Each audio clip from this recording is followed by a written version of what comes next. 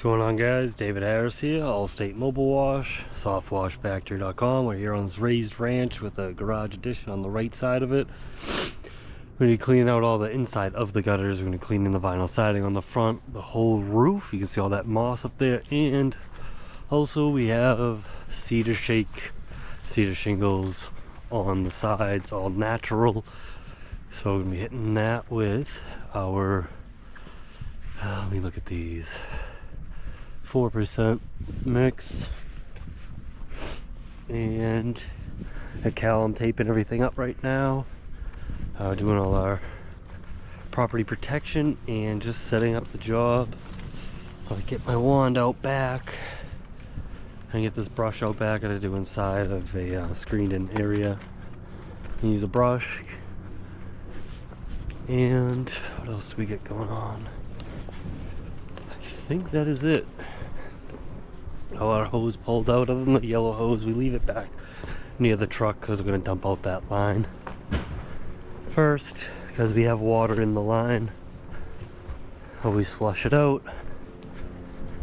And yeah, I mean, these cedars are pretty nasty on some parts of it, other parts pretty light, honestly. I think we may be able to do this with a light mix. I get this roof done first, and then the gutters and the roof done, and we'll start with those cedars. Yeah, now let's do it.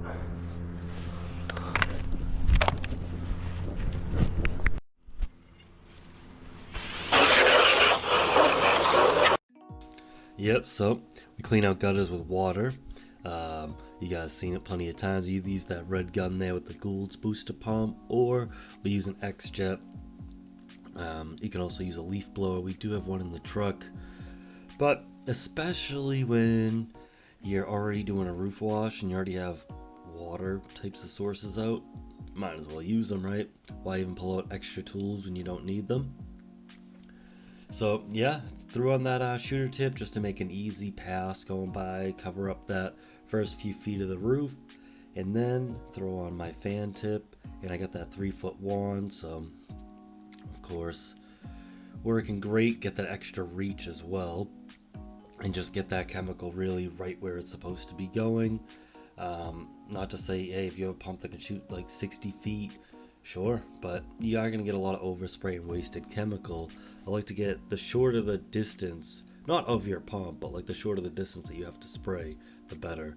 I'm not saying, go throw on like a 20-foot wand just because, oh, well, he said that if you got closer. I mean, if you have to shoot a good distance, you've seen it from many people, me and everyone else, you can do it. But yeah, I mean, this shooting it out with water, I mean, it's not the best idea, just because, I mean, this is just how I do it, and I know I'm like, oh, I'm not doing it the best way, but I mean, when they're dry, I like that a lot better, because then it's a lot less cleanup crap. Like if I was doing just gutters, you'd probably want to just use a leaf blower if you can walk on the roof, or use a candy cane. But you want to go check out those gutters though with a camera, or you want to go up there on the ladder, make sure, because you can't just say like, oh yeah, we got it all out, and then like say like that window right there, if they can see anything in that gutter, and they're gonna go look obviously, but they're really gonna look if you never went on a ladder. They're gonna be like, how'd you do that? Trust me. They're gonna want to know. So that's just a tip for you. I mean, you can also, there's extendable arms like that you would use for like a brush to clean windows and stuff, that you can hook a camera to and stuff as well, guys, or your phone to take like a picture or to go look at it with a video. So then you can even do that as well. So right here, guys, I'm switching this over, boom, to 3% mix. I was just using my 6% mix, of course, because we're on asphalt shingles. Always using 6% on roofs, guys. So dump out my line here, and I didn't really have to treat that roof down there. We have plenty of mix coming down there on that rubber roof. Also, I mean, I took off a lot of that lichen anyhow with the red gun as well, so You guys can see that transformation right there, looking amazing, of course, with the cedar shakes. And this roof here, it really wasn't like that bad, honestly. I mean, a lot of black streaks though, which is gonna look great afterwards. I love when it's not just covered in moss. You know, those roofs look awful afterwards. Looks like a big snowstorm came through. You know, but I mean, the customer doesn't mind because you obviously gotta show the expectations, not show, but tell them and go over the expectations that they're gonna have. That it is going to be like a snowstorm on their roof if they have tons of moss, right? But yeah, I mean, this wand here, guys, it's really good because now I'm being able to do the fan spray going up decently close to up near that gutter line, 2 stories up, and you know, I'm 5'8", so I mean average height, and I got the 3-foot wand, so I mean we're getting up there pretty high to be able to spray on that fan spray there, so which is great. And then it's obviously at the 45-degree angle, which also helps getting that spray directly on there. And yes, we're using our 3% mix now on these cedars. I was gonna go 4, but yeah, is what it is. You know, I mean, these ones here, they look pretty bad, but they're not, I don't know, they're not as bad as they look, really. This house honestly was pretty good. I mean, pretty easy job. And what I did notice on this one here, I'm just throwing my drop stick in. That's for the pressure washer there. Get the Flow Pro. So I thought I would just, you know, pull out the pressure washer, spray this. I could have used the other pump there, but I wanted to keep what was in the line to go do another job. So I didn't want to switch it over. We're gonna go do some more cedar shingles. So, you know.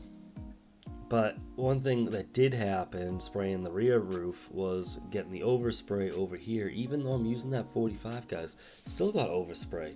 Or maybe, you know what? I don't think it was the roof. It could even be doing the sides there, those cedar shakes there on the left side when Callum was doing it. Not to blame Callum, but I'm sure it was a mix of both, honestly. Doing the roof and that side there. But we got spots all over the stone going on the walkway there, and you know, no big deal, guys. I just sprayed it up with the mix and got all the mold off so we didn't have clean spots. That's a huge thing to look at, guys. If, like, you have like brick steps in the front of the house and you're doing a roof, make sure you didn't get spots all over it, like cleaning spots. If so, you know, just spray it with the mix, rinse it off, and then it's clean and boom, done.